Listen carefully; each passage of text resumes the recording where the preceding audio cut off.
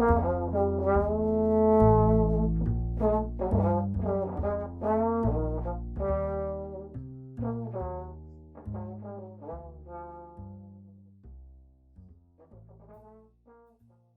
is a serious amount of hiss. Let's listen to it.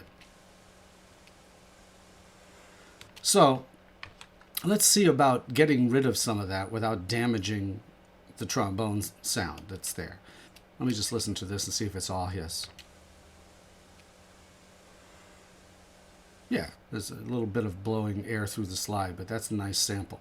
So one of the many effects that we have in Audacity and in other programs, such as Pro Tools and the like, is noise reduction, noise removal. And if you remove too much, you get weird artifacts. But if you remove just the right amount, it can be pretty useful, because that hiss is almost as loud as a brush drum. So let's go in and check out the noise removal program.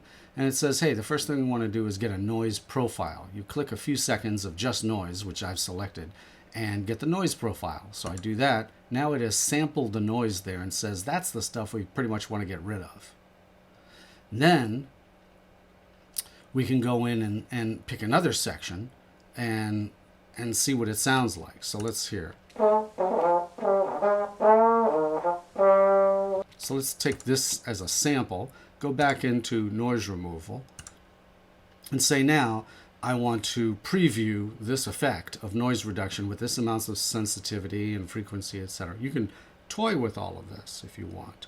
But I haven't toyed with it in a while because these are settings I've often liked. Now you can preview before you put it into the program. So let's see what happens.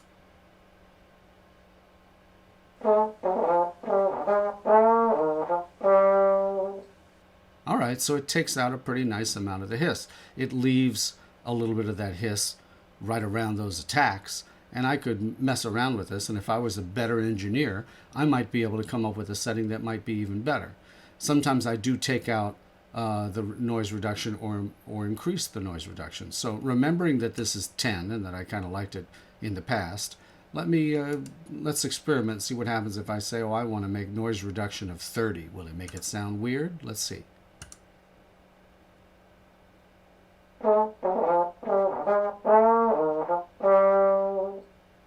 So it didn't make it weird, but I can hear this little rustling of static that before was more gentle rustling of static. What if I go up to 47?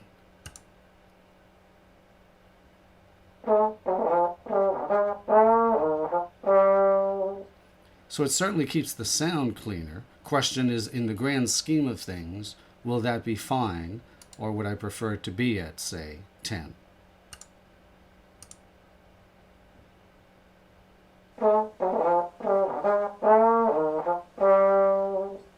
So I'm thinking maybe somewhere in the middle at the moment. Let's see what happens if I do, say, 30.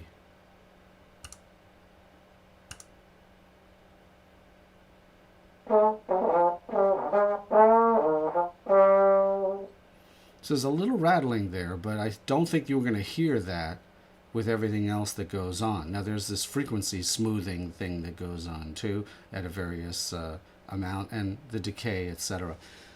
But I'm thinking that it may be a little less. Let's see, 25. Let's go with one final preview.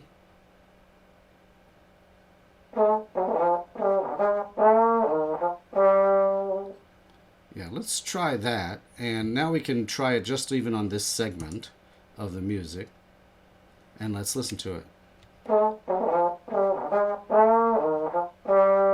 Now if I take the solo off and we put that with the rhythm section, let's hear it. Well, I definitely hear over just the bass. If there was a snare drum doing brushes, I probably wouldn't hear anything. But I hear that a little bit, so it's annoying me a little bit. I'm going to undo that. You hear all that hiss. That annoys me even more. But there is the magic of the undo. We do like that. We're going to go back into noise removal. If I simply wanted to repeat what I just did, I'd go up here. But I want to alter what I just did. So let's go in here and say, well, I like that, but let's see what the frequency smoothing scenario is and change it from 400 to maybe more like 700. Let's do a little preview.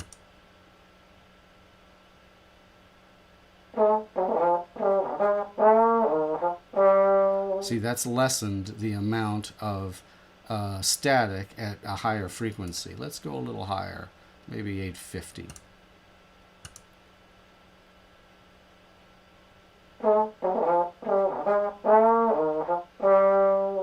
Yeah, it's done nice work. Now let's say, you know, that static is a very high frequency, so let's max it out.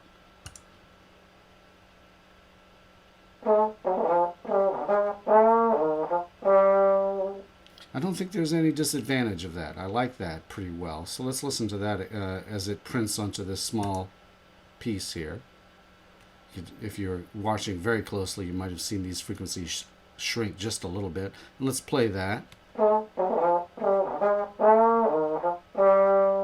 keep in mind that his volume will probably be about half of what it is now compared to the bass, but let's hear it with the bass.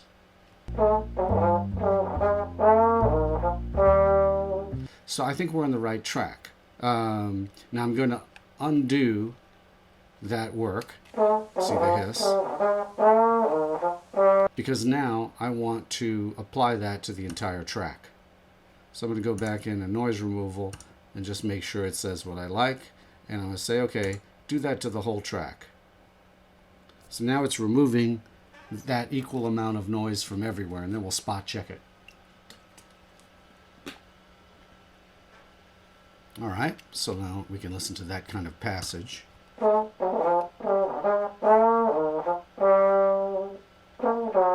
could spot check elsewhere.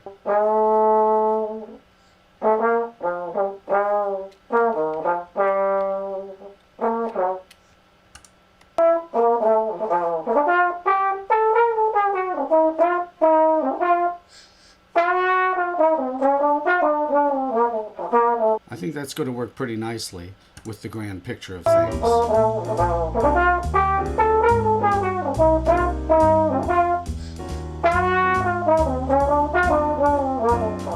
Now, if this was a record release and I wanted to make sure everything was perfect, and if I had a big budget and people were paying me lots of money, I could definitely make things even better. But this is going to work nicely for the work we're going to do. So I'm going to save the file at this point.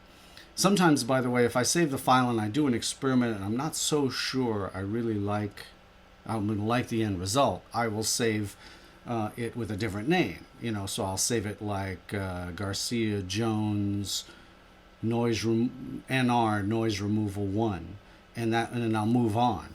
And so I've saved what I did maybe prior to noise removal 3. In case I don't like noise removal 3, I can go back to my file saved as noise removal 1. So it's going to be useful to save multiple iterations of a file. I do that a lot in my finale work when I write music. Sometimes there's like, well, maybe I'd really like to try voicing something this way. And rather than just doing a whole bunch of undos if I don't like it, let me just save the file the way it is under a certain name. And then if I don't like what I do, I can always go back to it. So that can be a real time saver. So now we have a reasonably good sound. Now let's work on the balance a little bit, and then we'll work on the tone. So just looking at where the cut mute trombone is over here, for instance, you can see that this area is a lot smaller than this area. Now there's various ways of doing this, but I'm just going to start with a general guesstimate because I know I'm going to have to go in phrase by phrase at times.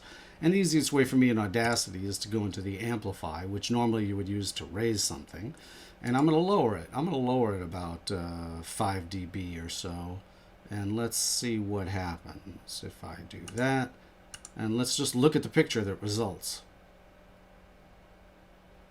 So it looks similar.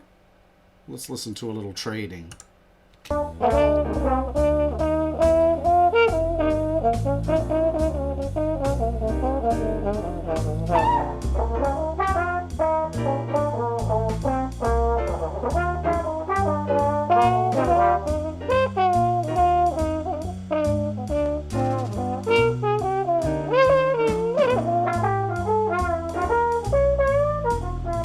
I think we're in the ballpark. Not bad for a guess.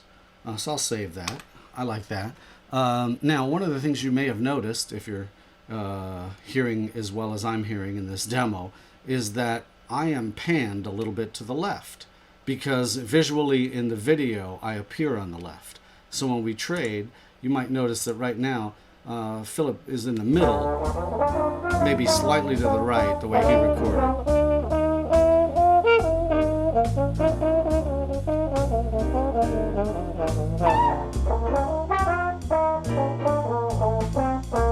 Yeah, Philip's a little to the right, and I'm a little to the left. Now, if Philip had been recorded dead on, that might be more of an adjustment that needs to be made. But you can see that in my mix, I panned myself 30% left, and that my end result is I would like Philip to be sounding like he's 30% right in this trading, but he's already sounding a little bit to the right.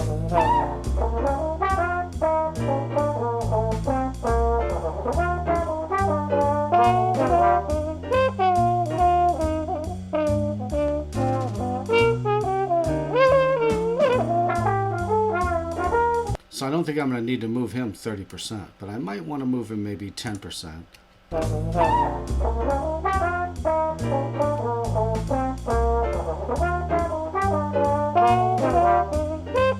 So it sounds more like a dialogue between left and right.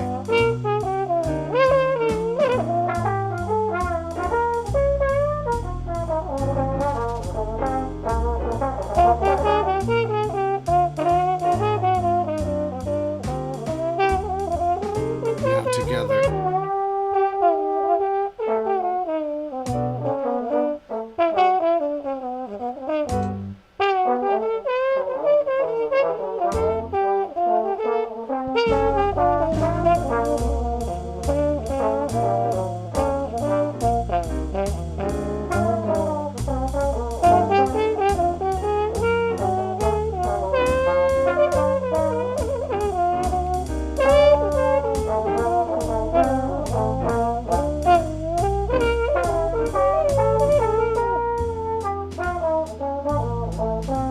I think that's going to work. You might wonder what I was doing all that time during the playback. Well, I was listening, but I was also closing my eyes and imagining the virtual room that these two players are in with the rhythm section and feeling where my horn and his horns seem to be. And I think that even though the percentages on the screen are 30% left and 10% right, that since Philip was originally recorded a little bit to the right, I can tell that this 10% is about right. So that's cool.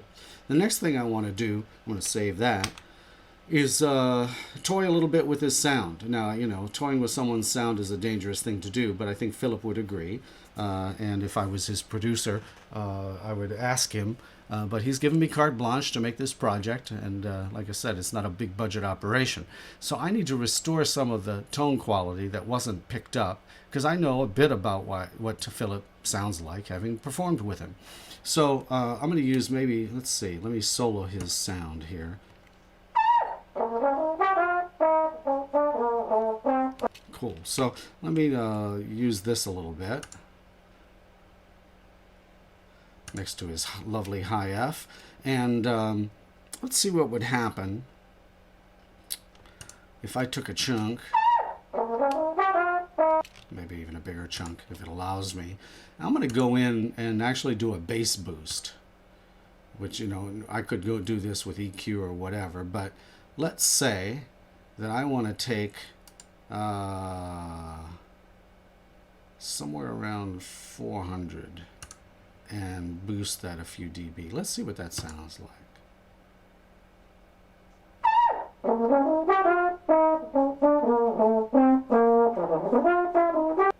I'm liking that already.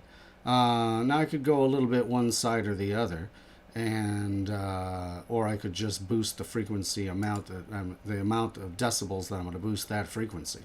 But let's say I boost this maybe 18 dB. Let's just see what happens.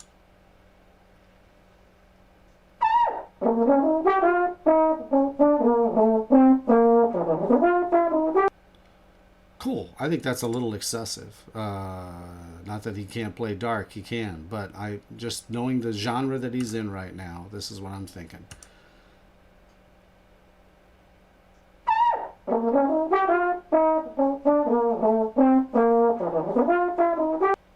That feels more like Philip to me. Now let's listen to it if I just do this to this chunk. Now it's made it louder because it is louder because I boosted the bass. Let's take it out of the solo context.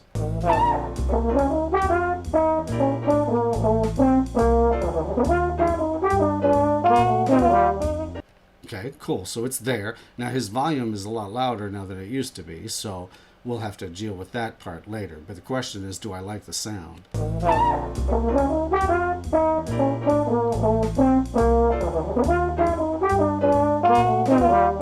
Nice. I'm going to undo that and go back to the effect of bass boost. And I'm going to go back to maybe boosting it about 12. Let's just let that roll here. On the solo.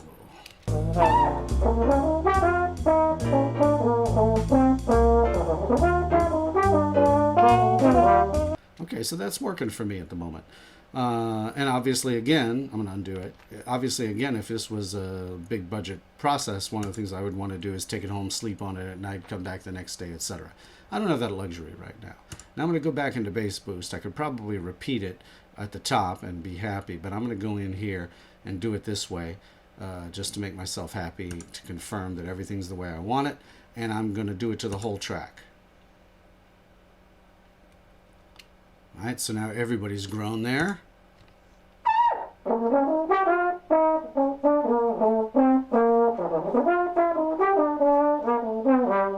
Yeah, cool. So that's working out pretty nicely, I think. Let's listen to another chunk.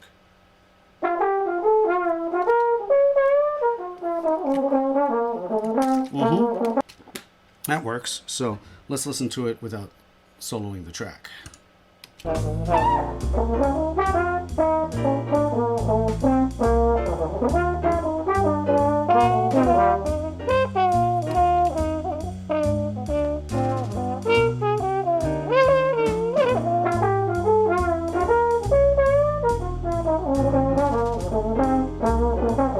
All right, so I think we've got a good plan there. Let me just go to towards the end here.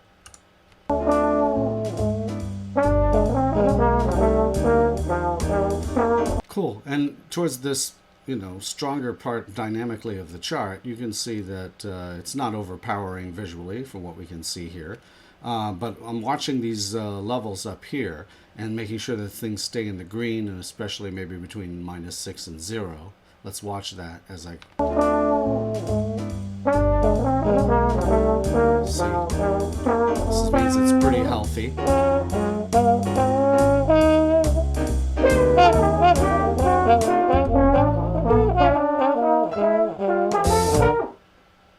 Cool. So that's working out pretty well. I'm going to save that. I like what I did with the bass boost.